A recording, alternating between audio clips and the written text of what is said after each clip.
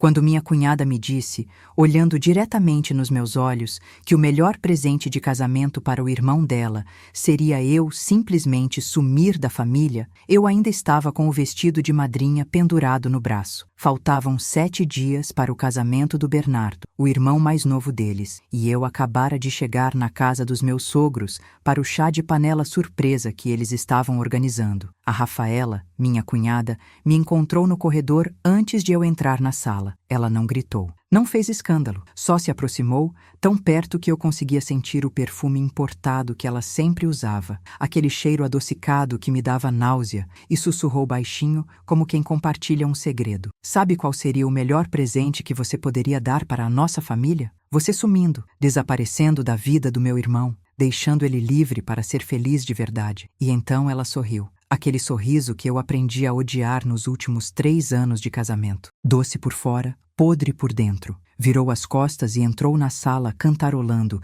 deixando eu ali, parada, segurando um vestido cor-de-rosa e sentindo meu coração martelar tão forte que eu tinha certeza que ia explodir ali mesmo. Não chorei, não corri. Não fiz nada que ela esperava que eu fizesse. Só respirei fundo, forcei um sorriso e entrei naquela sala cheia de gente sorrindo e celebrando o amor, enquanto dentro de mim algo muito diferente estava acontecendo. Algo estava se quebrando, sim, mas não do jeito que ela imaginava. Estava se quebrando para dar lugar a uma versão de mim que ela jamais esperaria encontrar. Preciso voltar um pouco para vocês entenderem, para vocês saberem exatamente como eu cheguei naquele corredor, naquele momento, ouvindo aquelas palavras de uma mulher que deveria ser minha família. Minha cunhada Rafaela sempre foi assim, desde o primeiro dia que o Gustavo, meu marido, me levou para conhecer a família dela. Eu lembro como se fosse ontem. Cheguei nervosa, ansiosa para causar uma boa impressão, usando meu melhor vestido, levando um vinho caro que o pessoal do trabalho tinha me recomendado.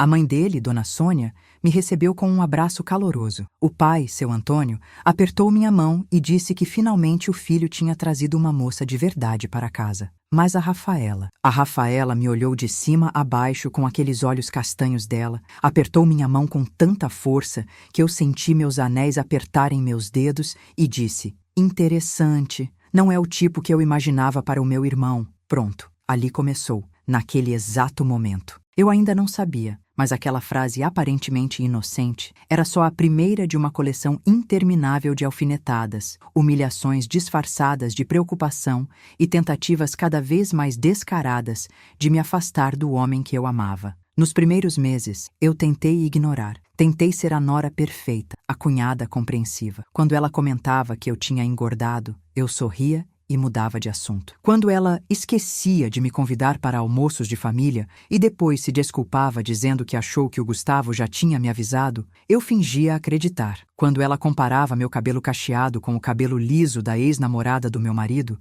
dizendo que cada mulher tem sua beleza, né? Eu respirava fundo e deixava passar. Porque eu amava o Gustavo, porque eu queria fazer aquilo funcionar, porque eu realmente acreditava que com tempo, paciência e amor, ela ia acabar me aceitando. Que ilusão, que ingenuidade absurda a minha. A Rafaela não queria me aceitar. A Rafaela queria me destruir. E o pior de tudo é que ela estava conseguindo fazer isso de um jeito tão sutil, tão calculado, que quando eu tentava conversar com o Gustavo sobre o comportamento da irmã dele, eu parecia a vilã da história. Eu parecia a mulher ciumenta, insegura, que implicava com a pobre irmã dele, que só queria o bem do irmão. Teve uma vez, 6 meses depois do casamento, que ela apareceu na nossa casa sem avisar. Era um domingo de manhã. Eu e o Gustavo ainda estávamos de pijama, planejando passar o dia na cama, vendo filme e comendo besteira. A campainha tocou. Era ela, com sacolas de comida, dizendo que tinha feito o almoço preferido do irmão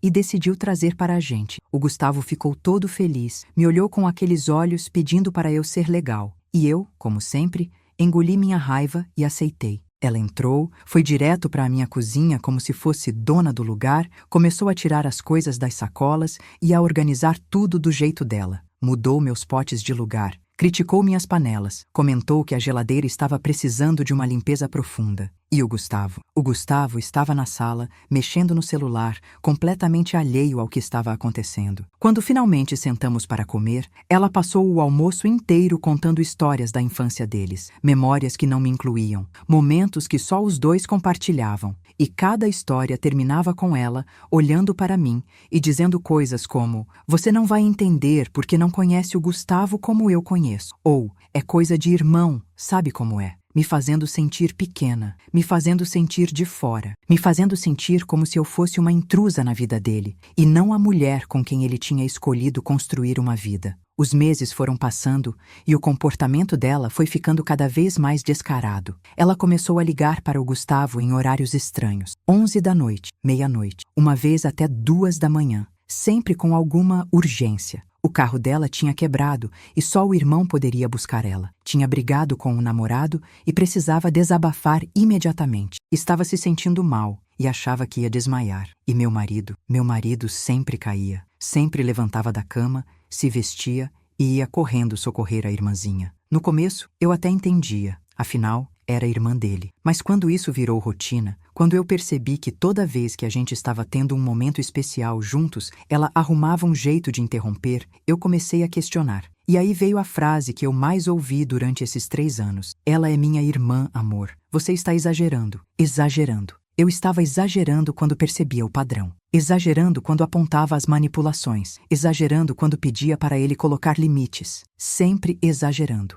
Nunca validada. Nunca ouvida de verdade. Mas antes de continuar essa história que ainda vai te deixar de boca aberta, preciso fazer um pedido do fundo do meu coração. Se você está me ouvindo e algo dentro de você está ecoando, se você também já se sentiu pequena, desvalorizada, humilhada por alguém da família do seu parceiro, deixe seu like agora. Se inscreva no canal, porque você não está sozinha. E eu vou continuar trazendo relatos reais de mulheres reais que transformaram dor em força. E me conta nos comentários, você já passou por algo parecido com uma cunhada manipuladora? De que cidade você está me assistindo? Agora vamos continuar porque você não vai acreditar no que aconteceu depois. Conheci o Gustavo num momento muito especial da minha vida. Eu tinha acabado de ser promovida no trabalho, estava finalmente começando a me sentir segura financeiramente, morando sozinha num apartamento pequeno, mas que era todo meu. Ele era engenheiro, trabalhava na mesma empresa que eu, só que em outro departamento. A gente se esbarrava sempre no elevador, trocava sorrisos, até que um dia ele simplesmente me convidou para tomar um café. Foi amor rápido, intenso, daqueles que você sente no peito. Ele era atencioso, engraçado, me fazia sentir a mulher mais especial do mundo. Depois de 1 ano e meio namorando, ele me pediu em casamento numa viagem que fizemos para a praia. Foi perfeito, ou pelo menos eu achava que era. O que eu não sabia, o que eu não tinha como saber, era que casar com o Gustavo significava entrar numa guerra silenciosa com a Rafaela. Uma guerra onde ela tinha todas as armas e eu nem sabia que estava lutando. A Rafaela era 2 anos mais velha que o Gustavo, formada em administração, trabalhava na empresa do pai, tinha uma vida confortável e sempre teve o irmão como o grande amor da vida dela. E não estou falando de amor fraternal normal. Estou falando de uma obsessão doentia, de uma necessidade de controle que ultrapassava todos os limites saudáveis. Ela escolhia as roupas que ele devia usar nos eventos de família. Tinha opinião sobre qual carro ele devia comprar.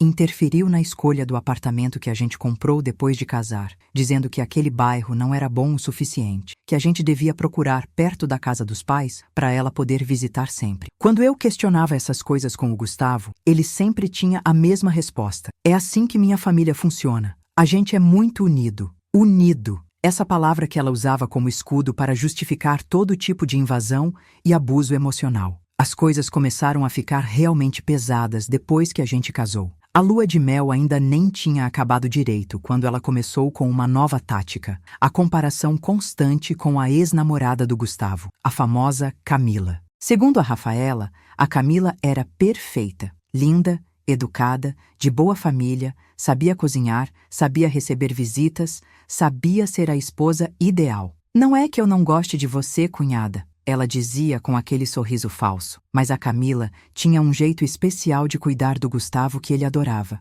Ela sempre deixava a cerveja dele geladinha do jeito que ele gosta. Ela fazia aquele bolo de chocolate que é a receita da nossa avó. Ela sabia ser esposa, entende? E o pior é que ela fazia isso na frente da família inteira. Na frente da mãe dele, que ficava quieta, na frente do pai dele, que mudava de assunto, e na frente do Gustavo, que ria e dizia que a irmã estava brincando, que eu não devia levar a sério. Mas como não levar a sério quando isso acontecia toda semana? Como não sentir que estava sendo gradualmente apagada, diminuída, transformada em menos do que eu era? Teve um almoço de domingo, uns 8 meses depois do casamento, que a Rafaela resolveu fazer um jogo na mesa. Vamos brincar de verdade ou desafio. Ela anunciou toda animada. Todo mundo topou, porque a família do Gustavo adorava essas dinâmicas. Quando chegou a vez dela, ela escolheu verdade. E o Bernardo, inocentemente, perguntou: qual cunhada você prefere? A Júlia, que era a esposa do irmão mais velho, ou a nossa nova cunhada? Eu senti meu coração parar. Ela não ia fazer isso, não ia mesmo, mas fez. Olhou para mim, depois para a Júlia, depois de volta para mim, e disse: olha, sendo bem sincera, a Júlia, ela entende a nossa família, ela se encaixa, mas eu tenho certeza que com o tempo... E deixou a frase no ar. Todo mundo riu. Aquela risada desconfortável de quem sabe que o limite foi ultrapassado, mas ninguém quer criar confusão. Menos o Gustavo. O Gustavo não riu. Ficou sério, mas não disse nada. Não me defendeu. Não colocou a irmã no lugar. Só ficou quieto, e aquele silêncio doeu mais do que qualquer palavra que ela pudesse ter dito. As investidas foram ficando mais agressivas. Ela começou a aparecer no meu trabalho. Sim, no meu trabalho. Dizia que estava passando por ali, que resolveu dar uma passadinha para me conhecer melhor, para a gente criar um vínculo. Mas o que ela realmente fazia era me constranger na frente dos meus colegas. Perguntava em voz alta se eu estava conseguindo dar conta de ser esposa e trabalhar ao mesmo tempo. Se o Gustavo não reclamava de eu chegar cansada em casa, se eu não achava que estava negligenciando meu casamento por causa da carreira. Meus colegas ficavam sem saber onde enfiar a cara. Meu chefe, que estava perto, ouviu tudo e depois me chamou para perguntar se estava tudo bem em casa. Ela estava plantando dúvidas sobre mim, não só na família, mas no meu ambiente profissional. Estava tentando me desestabilizar em todas as áreas da minha vida. E o Gustavo, meu Deus, o Gustavo. Eu tentava conversar com ele, tentava mostrar o padrão. Anotei até num caderninho todas as vezes que ela tinha me humilhado, com data, hora e o que ela tinha dito exatamente. Mostrei para ele numa noite que sentei na cama, determinada a fazer ele enxergar. Ele olhou para o caderninho, olhou para mim e sabe o que disse? Amor, você está obcecada. Minha irmã pode ser um pouco direta às vezes, mas isso tudo que você está fazendo, anotando coisas dela, não é normal. Você precisa relaxar. Ela é minha irmã e sempre vai ser. Você precisa aprender a conviver. Naquela noite eu chorei sozinha no banheiro. Chorei porque pela primeira vez, desde que a gente tinha casado, eu me senti completamente sozinha. Ele tinha escolhido, e não tinha sido eu. A situação ficou insustentável quando ela começou a espalhar mentiras. Contou para a família inteira que eu tinha gritado com ela num almoço, coisa que nunca aconteceu. Disse para a sogra que eu tinha proibido o Gustavo de visitar a família, o que era uma mentira absurda. Inventou que eu estava controlando o dinheiro dele, não deixando ele ajudar os pais quando eles precisavam. Tudo mentira, tudo manipulação. Mas ela contava chorando, fazendo-se de vítima, e a família acreditava nela. Afinal, ela era a filha que sempre esteve ali. Eu era a intrusa que tinha chegado há 3 anos e estava mudando o Gustavo. Teve um dia que a sogra me ligou, preocupada, perguntando se estava tudo bem no casamento, se eu estava deixando o filho dela feliz. Quando eu tentei explicar que tudo aquilo era mentira da Rafaela, ela suspirou e disse: olha, filha, a Rafaela conhece o irmão dela desde que ele nasceu. Ela só quer o bem dele. Talvez você esteja interpretando as coisas de forma errada. Interpretando errado. Como se gaslighting tivesse interpretação certa. O Gustavo começou a ficar diferente comigo, mais distante. Chegava em casa e ia direto para o computador. Evitava conversas profundas. Quando eu tentava puxar assuntos sobre nós, sobre o casamento, ele desviava. Uma noite, depois de mais um jantar desastroso na casa dos sogros, onde a Rafaela passou 2 horas falando sobre como a vida dele era melhor quando ele era solteiro, eu perguntei diretamente: você ainda me ama? Você ainda quer estar casado comigo? Ele demorou para responder. Aquela demora já era uma resposta. Quando finalmente falou, disse: eu te amo, mas está tudo tão difícil. Minha família não está feliz. Minha irmã está sofrendo porque acha que você não gosta dela. Minha mãe está preocupada. Eu não sei mais o que fazer para todo mundo ficar bem. Todo mundo. Ele queria que todo mundo ficasse bem, menos eu. Eu podia continuar sangrando por dentro que tudo bem.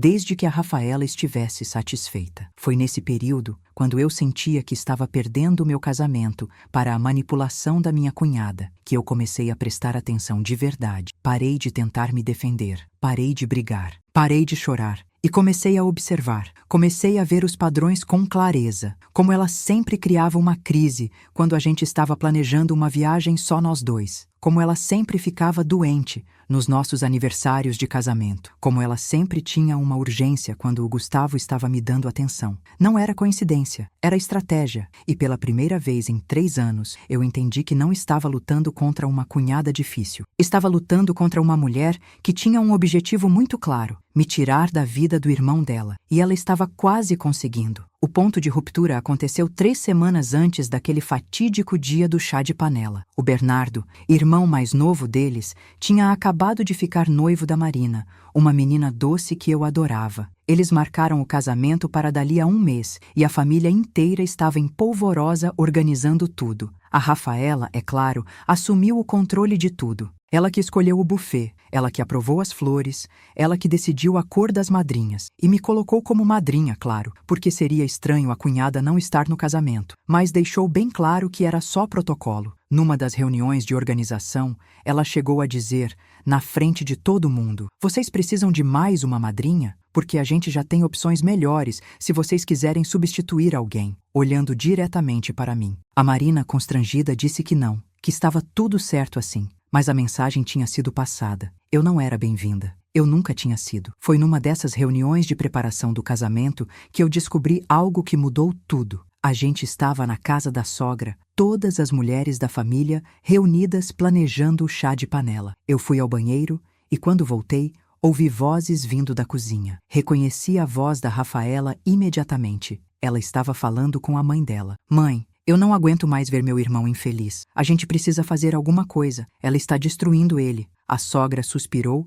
e respondeu: "Filha, eles são casados. A gente não pode interferir." E a Rafaela, com aquela voz chorosa que ela usava para manipular, disse: "Mas a senhora viu como ele está diferente? Ele mal vem mais aqui. Ele está se afastando da gente por causa dela. Eu tenho certeza que se a gente der um empurrãozinho, se a gente mostrar para ele que ela não é a pessoa certa, ele vai perceber. Ele vai terminar com ela e a gente vai ter nosso Gustavo de volta." Fiquei paralisada, encostada na parede do corredor, tentando processar o que acabara de ouvir. Não era paranoia minha, não era sensibilidade excessiva, era real. Tinha uma conspiração ativa, planejada para destruir meu casamento. E a Rafaela estava orquestrando tudo. Voltei para a sala como se nada tivesse acontecido, mas por dentro eu estava fervendo. Pela primeira vez, eu tinha prova concreta. Não eram mais impressões, sentimentos, interpretações. Era uma confissão direta que eu tinha ouvido com meus próprios ouvidos. Ela queria me afastar do Gustavo. Ela queria destruir nosso casamento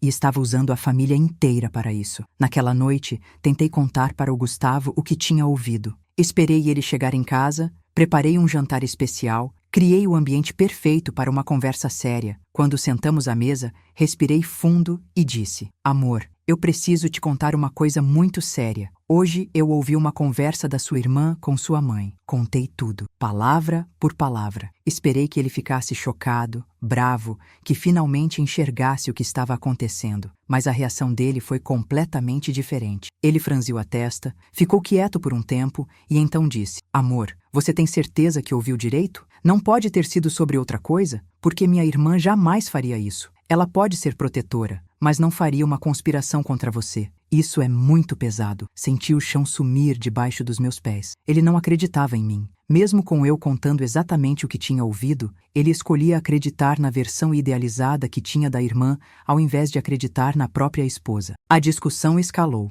Eu insisti que não tinha inventado nada, que era sério, que ela estava ativamente tentando nos separar. Ele ficou na defensiva, disse que eu estava obcecada com a irmã dele, que tudo virava sobre a Rafaela, que ele estava cansado de sempre ter que ficar no meio. "Você quer que eu escolha entre você e minha família?" ele gritou. E eu, com lágrimas escorrendo pelo rosto, respondi: "Eu quero que você escolha a verdade. Eu quero que você pare de fingir que não vê o que está acontecendo." Mas ele já tinha desligado, pegou as chaves do carro e saiu, batendo a porta. Foi dormir na casa dos pais, e eu sabia exatamente quem ele ia encontrar lá. Sabia exatamente quem ia consolá-lo, coitadinho, da esposa maluca e ciumenta. A Rafaela. Sempre ela. Passei aquela noite acordada, sentada na sala, pensando em tudo, em como tinha chegado até ali. Em como um casamento que começou tão bonito estava desmoronando nas mãos da manipulação de uma pessoa. Pensei em desistir. Pensei em fazer as malas e ir embora, deixar o Gustavo livre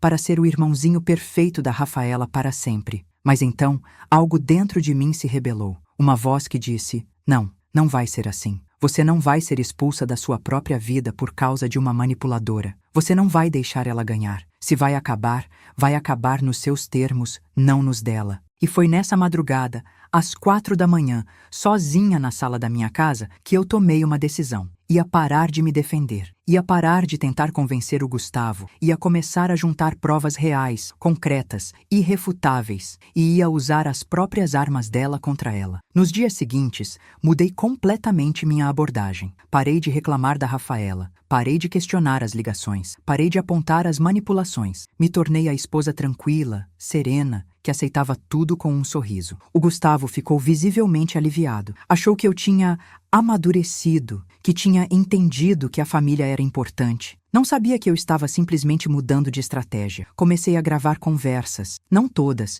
só as que eu sabia que a Rafaela ia dizer algo comprometedor. Comecei a printar mensagens que ela mandava para o Gustavo, principalmente as que ela mandava tarde da noite, falando mal de mim disfarçadamente. Comecei a anotar datas, horários, situações. Estava montando um dossiê completo do comportamento dela. E então, uma semana antes do casamento do Bernardo, aconteceu aquilo que eu contei no início. O chá de panela, o corredor, a frase: o melhor presente seria você sumindo da nossa família. Mas dessa vez tinha uma diferença. Dessa vez eu estava esperando. Dessa vez meu celular estava no bolso do vestido, gravando tudo. Quando ela disse aquilo, quando ela virou as costas e saiu cantarolando, eu peguei meu celular e parei a gravação. Tinha na minha mão, finalmente, a prova absoluta da verdadeira face dela. Não era mais interpretação, não era mais sensibilidade, era ela, com a voz dela, dizendo com todas as letras que queria que eu sumisse da família. Entrei naquela festa, fiquei o tempo necessário para não parecer estranho e fui para casa. Sentei no sofá e ouvi a gravação umas 10 vezes. Chorei. Chorei de raiva, de tristeza, mas também de alívio, porque agora eu sabia exatamente o que fazer. Naquela noite, quando o Gustavo chegou em casa todo feliz da reunião de família, eu não contei nada, não mostrei a gravação, não fiz escândalo. Só perguntei como tinha sido, sorri e fui dormir. Ele deve ter estranhado, porque nos últimos meses eu sempre fazia questão de confrontar tudo. Mas não dessa vez. Dessa vez eu tinha um plano. E pela primeira vez em 3 anos, eu estava no controle. A Rafaela não fazia ideia do que estava prestes a acontecer. Mas em breve, muito em breve, ela ia descobrir que subestimar alguém é o erro mais perigoso que uma manipuladora pode cometer. Porque eu não era mais a esposa insegura que chegou naquela família 3 anos atrás. Eu tinha me tornado outra pessoa, alguém que ela tinha criado com suas próprias mãos, e essa pessoa estava prestes a devolver tudo que tinha recebido, com juros. Os 7 dias que se seguiram foram os mais estratégicos da minha vida. Enquanto todo mundo estava imerso nos preparativos finais do casamento do Bernardo, eu estava executando um plano completamente diferente. O primeiro passo foi ir até o banco. Tínhamos uma conta conjunta, eu e o Gustavo, onde ambos depositávamos nossos salários e de onde pagávamos todas as contas da casa. Não era uma fortuna, mas tinha uma quantia considerável guardada para emergências. Fui até o gerente, expliquei que queria fazer uma reorganização financeira e transferi minha parte para uma conta nova, só minha, em outro banco. Metade era meu por direito. Não estava roubando nada. Estava apenas protegendo o que era meu. O gerente nem questionou. Operação simples. Levou 20 minutos. O segundo passo foi mais doloroso. Eu tinha 3 joias de valor que tinham sido herança da minha avó. Um anel de ouro com diamantes, um colar de pérolas e uns brincos antigos que valiam uma grana boa. Eram peças com valor sentimental enorme, mas eu precisava de dinheiro líquido para o que estava planejando. Fui até uma joalheria de confiança no centro, avaliei as peças e vendi tudo. O dinheiro foi direto para minha conta nova. Era meu plano B. Minha garantia de que, acontecesse o que acontecesse, eu não ia ficar desamparada. Porque uma coisa que 3 anos de casamento com o Gustavo e de guerra com a Rafaela me ensinaram era que mulher nenhuma pode depender completamente de outra pessoa, especialmente quando essa pessoa não te defende quando você mais precisa. O terceiro passo foi o mais difícil. Marquei uma consulta com um advogado especializado em direito de família. Contei toda a história. Mostrei as gravações que tinha feito, os prints das mensagens, o caderninho com as anotações. O advogado me ouviu com atenção e foi direto ao ponto. Você quer se divorciar? Fiquei em silêncio. Aquela pergunta ecoou dentro de mim de um jeito que eu não esperava. Eu ainda amava o Gustavo? Sim, mas amor sem respeito não é amor. É dependência emocional. Amor sem parceria não é amor. É solidão a dois. E eu estava cansada de me sentir sozinha dentro do meu próprio casamento. Respirei fundo e respondi: sim, eu quero. Assinei os papéis ali mesmo. Pedido de divórcio consensual.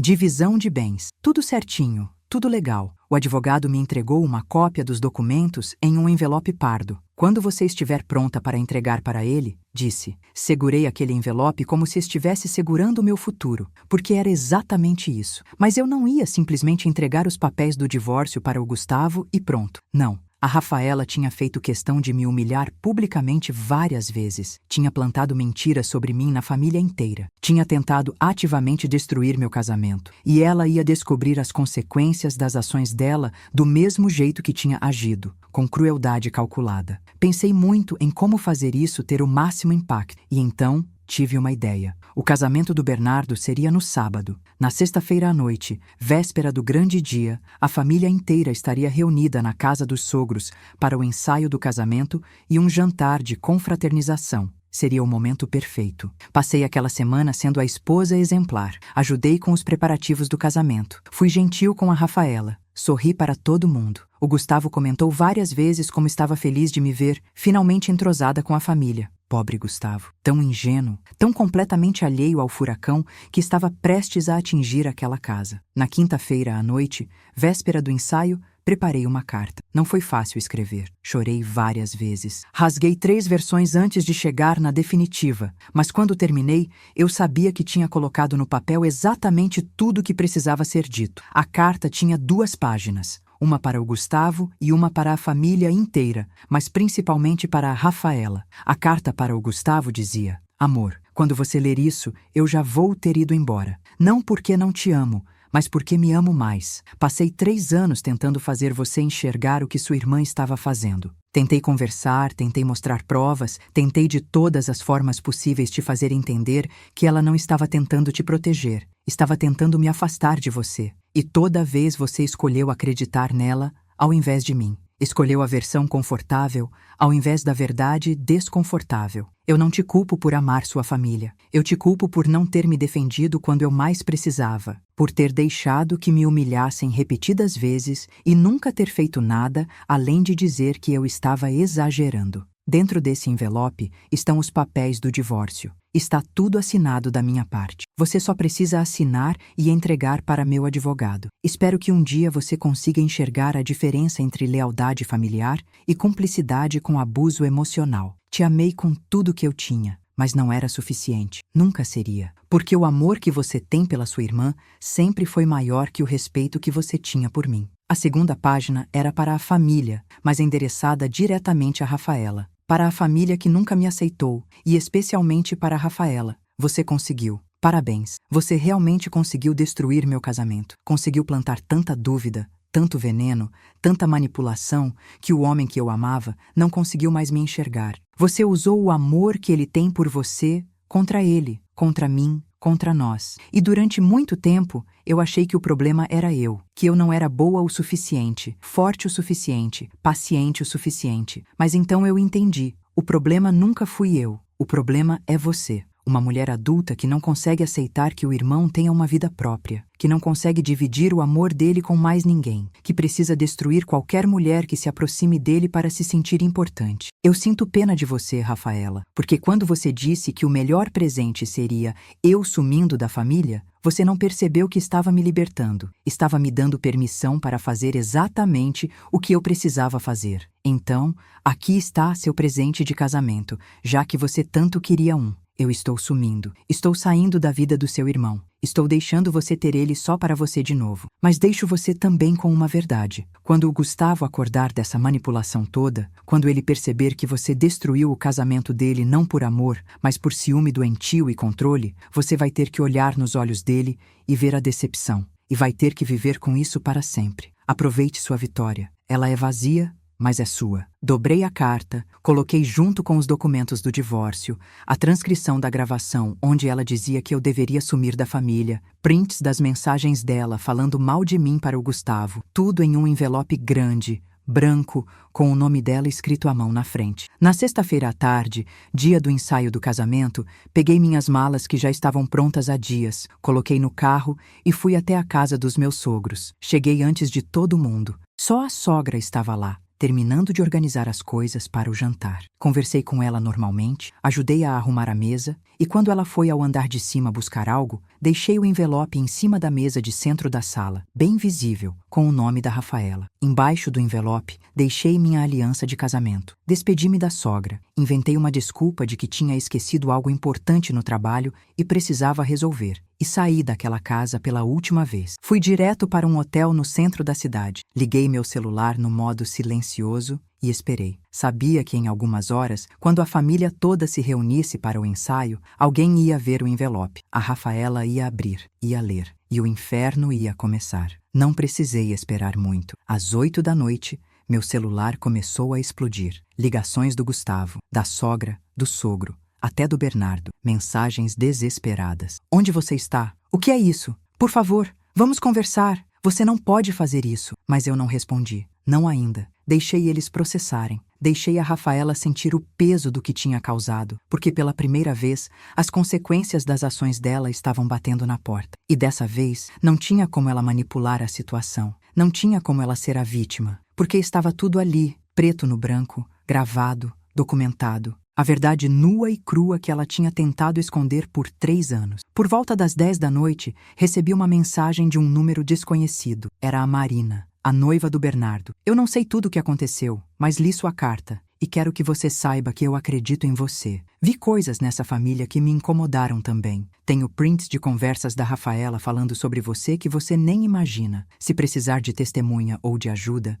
eu estou aqui. Você foi a única pessoa dessa família que me tratou com verdadeiro carinho. Espero que você fique bem. Chorei quando li aquela mensagem. Não estava completamente sozinha. Tinha alguém que tinha visto, alguém que tinha entendido. Respondi agradecendo e desejando felicidades no casamento dela. Ela merecia. A ligação que eu estava esperando veio à meia-noite. Gustavo. Atendi. Ele estava chorando. Por favor, me diz onde você está. A gente precisa conversar. Eu li tudo. Eu ouvi a gravação. Eu não sabia. Eu juro que não sabia que era tão sério assim. Respirei fundo e disse, com uma calma que eu mesma me surpreendi de ter. Gustavo, eu te contei. Várias vezes. Você escolheu não acreditar. Escolheu achar que eu estava exagerando. E agora está aí. A verdade que você se recusou a ver. Eu não vou voltar. Já está decidido. Só preciso que você assine os papéis e cada um segue sua vida. Ele soluçou do outro lado da linha. Minha irmã está destruída. Meus pais estão em choque. O casamento do Bernardo é amanhã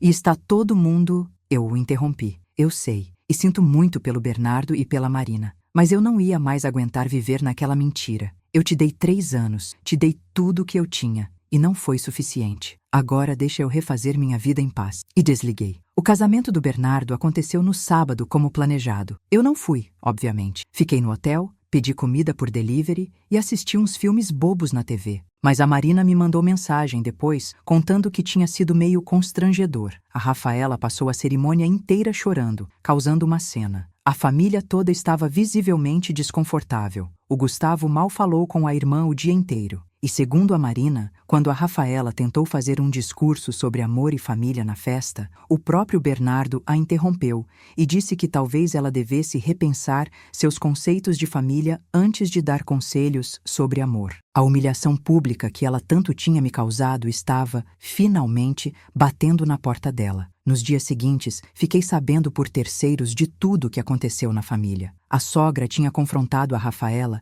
exigindo explicações sobre as coisas que estavam na carta. O sogro, que sempre foi mais quieto, teria dito que estava decepcionado com a filha. O Gustavo se afastou completamente da irmã. Parou de atender ligações, parou de ir em almoços de família quando sabia que ela estaria lá. A Marina me contou que na semana seguinte ao casamento dela, numa reunião de família, o Gustavo teria dito algo que deixou todo mundo em silêncio. Vocês percebem que eu perdi a mulher que eu amava porque ninguém nessa família, incluindo eu, teve coragem de colocar limites na Rafaela? Ela não estava me protegendo, estava me controlando. E eu fui idiota demais para ver. A Rafaela, ainda segundo a Marina, teria tentado se defender, chorado, dito que fez tudo por amor ao irmão. Mas até a mãe dela, que sempre a defendeu, teria dito que dessa vez ela tinha ido longe demais. O processo de divórcio foi rápido, consensual, divisão de bens sem brigas. O Gustavo assinou tudo sem questionar. Até tentou me procurar algumas vezes, pedindo para conversarmos, dizendo que tinha entendido tudo, que queria tentar de novo. Mas eu já tinha tomado minha decisão. Não era sobre vingança, não era sobre punir ele. Era sobre me respeitar o suficiente para não voltar para um lugar onde eu tinha sido tão profundamente desvalorizada, onde minha dor tinha sido minimizada tantas vezes, onde eu tinha implorado para ser ouvida e não fui. Algumas feridas não cicatrizam com um pedido de desculpas. Algumas pontes, quando queimadas, não devem ser reconstruídas. 3 meses depois do divórcio finalizado, me mudei para outro bairro. Apartamento novo, pequeno, mas aconchegante, todo decorado do meu jeito. Sem interferência de ninguém, sem opiniões não solicitadas, sem ter que pedir permissão ou satisfação. Voltei a me conectar com amigas que tinha me afastado durante o casamento. Comecei terapia para processar tudo o que tinha acontecido. Fui promovida no trabalho porque finalmente consegui focar na minha carreira sem ter que gerenciar dramas familiares constantes. Comecei a me reencontrar. Aquela mulher que eu era antes do casamento, forte, independente, confiante, estava voltando. Só que melhor. Mais sábia. Mais atenta aos sinais. Mais disposta a colocar limites e a defender meu próprio espaço. Encontrei a Marina por acaso num shopping 6 meses depois. Tomamos um café e ela me atualizou sobre a família. A Rafaela tinha entrado em terapia obrigatória depois que a família inteira tinha feito uma intervenção. Aparentemente, ela tinha problemas sérios de codependência e controle que vinham desde a infância, algo relacionado à ausência emocional dos pais quando ela e os irmãos eram pequenos. Não justificava o que ela fez, mas pelo menos explicava. O Gustavo estava diferente, segundo a Marina, mais calado, mais introspectivo. Tinha começado a fazer terapia também. E tinha pedido desculpas formais para ela e para o Bernardo por ter deixado o comportamento da irmã afetar o casamento deles. A Marina disse que ele perguntou sobre mim, quis saber se eu estava bem, se era feliz. Ela disse que respondeu que sim, que eu parecia estar renascendo. Senti um aperto no coração quando ela contou isso. Não era tristeza, era aquele sentimento agridoce de fechar um ciclo, de reconhecer que amamos pessoas que não eram capazes de nos amar da forma que precisávamos, e que tudo bem. A vida continua. 1 ano depois da separação,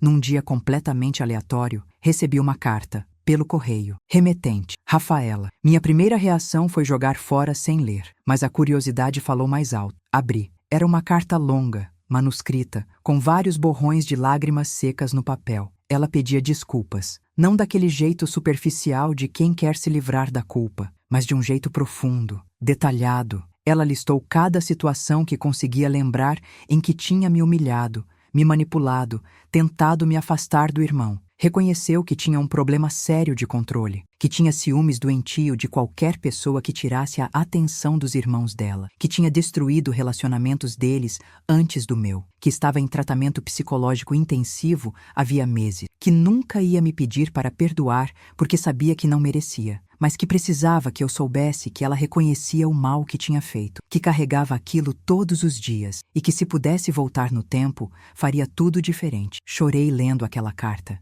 Não porque acreditasse que aquilo mudava alguma coisa, mas porque era a validação que eu tinha precisado 3 anos atrás. Era o reconhecimento de que não estava louca, de que tudo que tinha sentido era real. Nunca respondi à carta. Não achei necessário. Aquele capítulo da minha vida estava fechado. A Rafaela tinha que viver com as consequências das escolhas dela, assim como eu estava vivendo com as minhas. E estava tudo bem assim. Hoje, 2 anos depois de tudo isso, estou numa fase completamente diferente da minha vida. Conheci alguém novo, alguém que, quando eu conto a história da minha cunhada manipuladora, não diz que estou exagerando, diz que eu fui forte por ter saído. Alguém que apresenta a família dele com limites claros já estabelecidos. Alguém que me defende na primeira alfinetada, não na centésima. Aprendi que amor não é só sentimento, é ação, é escolha. É estar do lado da pessoa que você ama, especialmente quando isso é difícil. Olhando para trás, não me arrependo de nada, nem de ter casado com o Gustavo, porque aprendi lições valiosas, nem de ter aguentado 3 anos, porque me mostrou exatamente o que eu não quero mais na minha vida. E definitivamente não me arrependo de ter colocado aquele envelope em cima daquela mesa, porque pela primeira vez em muito tempo eu tomei controle da minha própria narrativa. Eu deixei de ser a vítima da história da Rafaela e me tornei a protagonista da minha própria história. E essa história ainda está sendo escrita. Só que agora eu que escolho quem participa dela. E a entrada não é mais livre. É por convite. E você precisa merecer estar aqui. Se você chegou até aqui, se essa história tocou algo dentro de você, quero que saiba uma coisa muito importante. Você não é louca. Seu instinto não está errado. Se você sente que algo está errado no seu relacionamento, na sua família, na forma como te tratam, você provavelmente está certa. E não é frescura, não é sensibilidade excessiva, não é exagero. É seu corpo, sua mente, sua alma te avisando que você merece mais. Merece respeito, merece ser defendida, merece ser a prioridade de quem diz te amar. E se você não está recebendo isso, talvez seja a hora de fazer o que eu fiz. Não necessariamente sair, mas com certeza colocar limites, firmes, inegociáveis, porque a vida é muito curta para passarmos vivendo no desconforto constante de querer agradar pessoas que nunca vão nos aceitar de verdade. Se essa história mexeu com você, se você se viu em algum momento dessa jornada, deixe seu like, se inscreva no canal. E, principalmente, me conta nos comentários. Você já passou por algo parecido? Como você lidou? Está passando agora e não sabe o que fazer? Vamos criar uma comunidade onde mulheres se apoiam, se validam, se fortalecem. Porque juntas somos mais fortes. Sua história importa, sua dor é válida e você merece ser feliz. Muito obrigada por me ouvir. Nos vemos no próximo relato. E lembre-se sempre, você é mais forte do que pensa, mais corajosa do que imagina. E merece muito mais do que migalhas de amor e respeito. Um beijo no coração de cada uma de vocês.